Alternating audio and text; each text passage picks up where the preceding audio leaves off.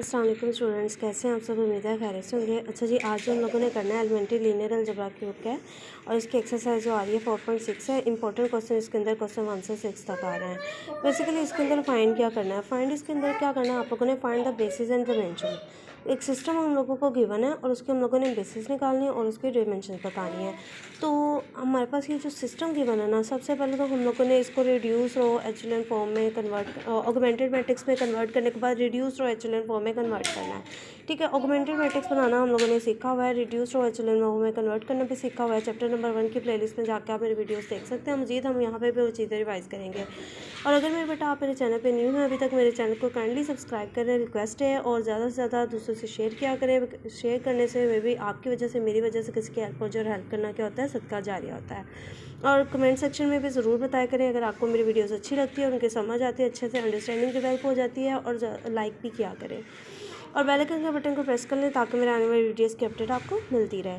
अच्छा जी, बात करते हैं इसकी। हमारे पास ये सिस्टम जो गिवन है, इस सिस्टम से सबसे पहले ऑगमेंटेड मैट्रिक्स कैसे बनाना है। ऑगमेंटेड मैट्रिक्स बनाते हैं, इन सब ये जो जितने भी हमारे पास अननोन आ रहे हैं ना, इन सब के ये जो कोफिशिएंट्स होते हैं ना, कोफिशिएंट मतलब जो इसके साथ, फॉर सपोज करें x1 का कोफिशिएंट 1 है तो x2 का कोफिशिएंट भी 1 है, x3 का कोफिशिएंट जो है वो -1 है। तो इन सब के कोफिशिएंट्स को पकड़ के हम ऑगमेंटेड मैट्रिक्स बनाते हैं और इक्वल के दूसरी साइड पे जो वैल्यूज़ होती हैं उसको इस तरह लिख देते हैं। ठीक है, मतलब ये जो 3 है, ये 3 कॉलम हमें x1 x2 x3 के कोफिशिएंट से मिलेंगे। ठीक है, जहाँ यहाँ पे लास्ट वाली में देखें x2 वाली वैल्यू नहीं है तो इसकी जगह हम लोगों ने क्या लिख देना है, 0 लिख देना है। और ऑगमेंटेड मैट्रिक्स बनाने के बाद हम लोगों ने इसको क्या बनाना है, इसको रिड्यूस रो एचेलॉन फॉर्म में कन्वर्ट करना है। रिड्यूस रो एचेलॉन फॉर्म में कन्वर्ट करने के लिए हम लोगों ने क्या करना है, बेसिकली ये जो हमारे पास डायगोनल एंट्रीज आ रही होंगी ना, ये वाली ये जो डायगोनल एंट्रीज आ रही हैं, इनको डायगोनल एंट्रीज को हम लोगों ने क्या बनाना है, 1। और बाकी ऊपर नीचे हम लोगों ने क्या एंट्रीज को क्या बना देना है, 0 बना देना है। ठीक हो गया। अब देखते हैं इसको। सबसे पहले तो हम लोगों ने इस डायगोनल एंट्रीज के ये नीचे वाला अपर ट्रायंगल और लोअर ट्रायंगल दोनों को हम लोगों ने क्या करना है, 0 बनाना है। तो ऑपरेशंस लगाने हैं, तो कुछ रोज़ ऑपरेशन हम लोग इस पर क्या करेंगे, अप्लाई करेंगे और इसको रिड्यूस रो में लाने की कोशिश करेंगे। अब यहाँ पे हम लोगों ने R3 में जब देखें R1 को करना है, R3 हमारे पास रो 3 कौन सी है जी, हम उसको लिख लेते हैं। रो 3 हमारे पास ये वाली जो लास्ट वाली है वो हमारे पास है -1 0 1 और 0। आपने सारी एंट्रीज लिखनी है।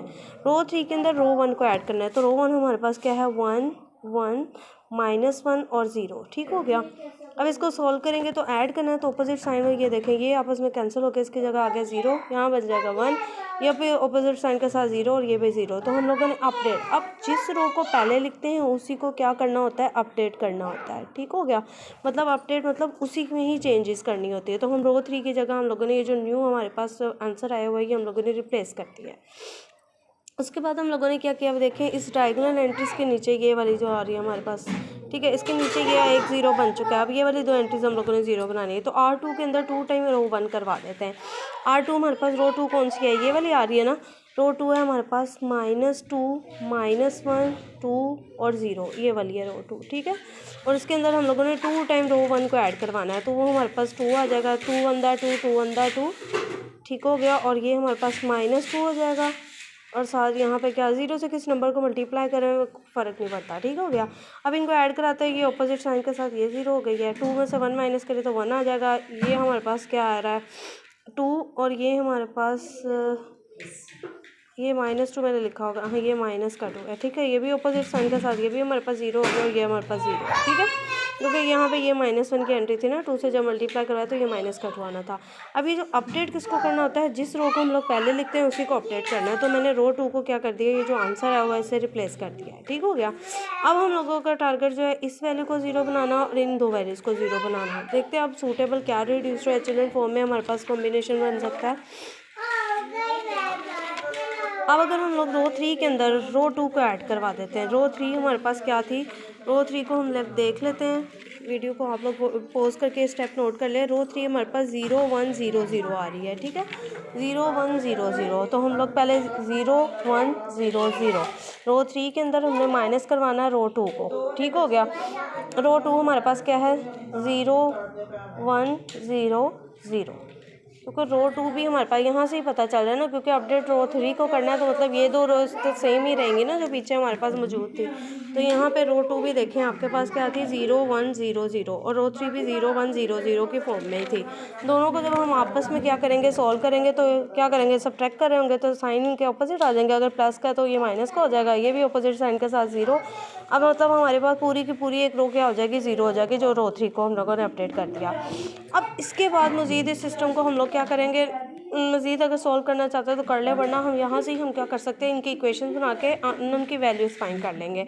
कैसे, अब देखिए पहली इक्वेशन अगर देखा जाए तो ये x1 की वैल्यू होती है, ये x2 की होती है, ये किसकी होती है, x3 की। तो पहली इक्वेशन x1 प्लस x2 आ जाएगा और माइनस क्या आ जाएगा, x3 इज इक्वल टू 0। दूसरी इक्वेशन में ये x1 की वैल्यू, ये x2 की, ये x2 और x1 और x3 तो 0 है, तो x2 इज इक्वल टू किसके आ गया, 0 के आ गया। उसके बाद थर्ड रो के अंदर हमें किसी वेरिएबल की वैल्यू नहीं पता चल रही, ठीक हो गया। मतलब यहाँ तक की अगर बात रखें तो इधर से अगर हम लोग सिस्टम को एवेल्यूएट करना स्टार्ट करें, अब यहाँ तक ये वाले स्टेप समझें, ठीक है। यहाँ से हम लोग क्या करेंगे, x1 को एक साइड पे अगर रहने दें तो बाकी ये दोनों वेरिएबल दूसरी साइड पे ले जाएं, तो ये क्या हो जाएगा, x3 उस साइड पे पॉजिटिव हो जाएगा और माइनस x2 हो जाएगा। मतलब मुझे x1 की वैल्यू मिल गई, चाहे वो दो वेरिएबल्स के कॉम्बिनेशन में मिली। अब इस इक्वेशन से मुझे क्या मिल रहा है, x2 की वैल्यू भी मिल गई, वो मुझे 0 मिल गई है। अब बेसिकली x3 के लिए मुझे कोई ऐसी वैल्यू नहीं मिल रही कि जिससे मैं आंसर निकाल सकूँ, ठीक हो गया। तो जिस वेरिएबल के लिए हमें आंसर नहीं मिल रहा होगा उसके लिए हम लोगों ने एक नया पैरामीटर टी क्या करना है, सपोज कर लेना है। जब भी हमारे पास कोई एक रो पूरी 0 हो जाएगी ना, तो इस तरह की कोई सिचुएशन बना करेगी जिसमें हमें नए पैरामीटर इंट्रोड्यूस करवाने पड़ते हैं। तो ये बड़ा बेस्ट मेथड होता है कि पहले ये रिड्यूस रो एचेलॉन फॉर्म की जो फॉर्मेशन आ रही हो उससे फिर आप लोग इक्वेशंस बना लें, जितनी इक्वेशंस बन सकती है। तीसरी तो बनी, 2 इक्वेशंस बनी, उन 2 इक्वेशन से आप लोग को x1 x2 x3 जितने अननोन उनको सेपरेट करो। जैसे मैंने x1 को सेपरेट किया, फिर x2 को, अब x3 के लिए मेरे पास कोई वेरिएबल नहीं चाहिए, कोई वैल्यू नहीं आ रही थी, तो मैंने नए पैरामीटर t इंट्रोड्यूस करवा लिया। अब इस x2 की वैल्यू को अगर मैं इसमें भी पुट कर दूँ तो मेरे पास बेसिकली x1 की जो वैल्यू निकलेगी वो इज इक्वल टू किसके, x3 के आ जाएगी, ठीक हो गया। क्योंकि x2 की जगह मैं 0 पुट कर दूंगी, और x3 को मैंने t सपोज किया हुआ है, मतलब ये x1 हमारे पास t के इक्वल आ गया, x2 हमारे पास 0 के इक्वल आ गया, और x3 हमारे पास t के इक्वल आ गया, ठीक हो गया। x1 की वैल्यू t, x2 की वैल्यू 0, x3 की वैल्यू 2 आ गई। अब हम लोगों ने क्या करना है, ये जो हमारे पास वैल्यूज़ आई हैं ना बेसिकली x1 x2 x3 की, ये मैंने यहाँ पे सेपरेट करके लिख लिया है, ठीक है, ये फाइंड। अब इनसे हम लोगों ने क्या निकालनी है, बेसिस निकालनी है, ठीक हो गया। पहला स्टेप, ऑगमेंटेड मैट्रिक्स बनाओ। अच्छा जी, ऑगमेंटेड मैट्रिक्स बनाने के बाद हम लोगों ने इसको रिड्यूस टू एचेलॉन फॉर्म में लेके जाना है। रिड्यूस टू एचेलॉन फॉर्म के बाद हम लोगों ने इस तरह से इक्वेशंस बनानी है, उन इक्वेशन से हम लोगों ने अननोन की वैल्यूज़ फाइंड करनी है, ठीक हो गया। अगर कोई ऐसी सिचुएशन बन जाती है जिसमें एक रो 2 रोज़ इस तरह से ज़ीरोज़ हो जाती है, अब जितनी नॉन ज़ीरो रोज़ और जितनी ज़ीरोज़ रोज़ हमारे पास आएंगी ना, पूरी 0 वाली रो, उतनी ही आप लोगों के पास नए पैरामीटर इंट्रोड्यूस होंगे। अगर एक नॉन ज़ीरो रो हुई है ना, जैसे ये लास्ट वाली, तो एक पैरामीटर हमने नया इंट्रोड्यूस करवाया जिसको मैंने टी कहा हुआ है, ठीक हो गया। तो मतलब इसकी बेस भी एक ही बनेगी। फॉर एग्जांपल अगर इस मैट्रिक्स को सॉल्व करते हुए 2 रोज़ हमारे पास 0 0 हो जाती, तो फिर हम लोगों को x1 की वैल्यू मिलती है, और x2 और x3 के लिए हम लोगों को इस तरह से t या s की फॉर्म में 2 नए पैरामीटर इंट्रोड्यूस करवाने पड़ते। जितने नए पैरामीटर इंट्रोड्यूस करवाने पड़ेंगे उतनी ही उसकी क्या बनती जाएंगी, बेसिस बनती जाएंगी, ठीक हो गया। और जितनी बेसिस होती हैं उतनी ही उसकी क्या, उसमें सिस्टम की क्या होती है, उतनी ही डिमेंशन होती है, ठीक हो गया। या इसमें क्या कर लें, अब इसको सॉल्व करके देखते हैं। अब हमारे पास x1 x2 x3 की वैल्यूज़ आ गई हैं। x1 को हम लोगों ने t निकाला हुआ है, x2 की वैल्यू 0 है, और x3 की वैल्यू हम लोगों ने क्या ली हुई है, t ली हुई है। अगर मैं इन सब में से t को कॉमन ले लूँ तो इनसाइड क्या रह जाएगा, 1 0 और 1, और ये हमारे पास ये जो निकली है ये this is the base and his dimension r1। जितनी बेसिस होंगी उतनी उसकी डिमेंशन है, बिकॉज ओनली 1 पैरामीटर इंट्रोड्यूस, एक ही पैरामीटर हम लोगों ने इसमें क्या किया, नया इंट्रोड्यूस करवाया है, ठीक हो गया। तो ये सारी की सारी एक्सरसाइज के अंदर सेम कॉन्सेप्ट है। जैसे अब अगले क्वेश्चन की बात करें तो इसके अंदर हमारे पास सिस्टम के अंदर जो क्वेश्चंस गिवन है, सिस्टम गिवन है, उसके अंदर x1 x2 x3 x4 4 unknown use हो रहे हैं, ठीक हो गया। इस सबसे पहले तो हम लोगों ने क्या करना है, इसको ऑगमेंटेड मैट्रिक्स बनाना है। इन सब के कोफिशिएंट्स पकड़ के ना लिखना है। जैसे इसका x1 का कोफिशिएंट क्या है, 1 है, इसका -4, फिर 3, -1 और इक्वल टू 0। 0 वाले जो लास्ट कॉलम होता है, जो इक्वल के दूसरी साइड पे वैल्यूज़ होती हैं, 2 -8 और 6 और -2, ये मैंने ऐसे लिख लिया, ठीक हो गया। अब हम लोगों ने इसके क्या करना है, ऑपरेशंस अप्लाई करने, इसको रिड्यूस टू एचेलॉन फॉर्म में कन्वर्ट करने के लिए।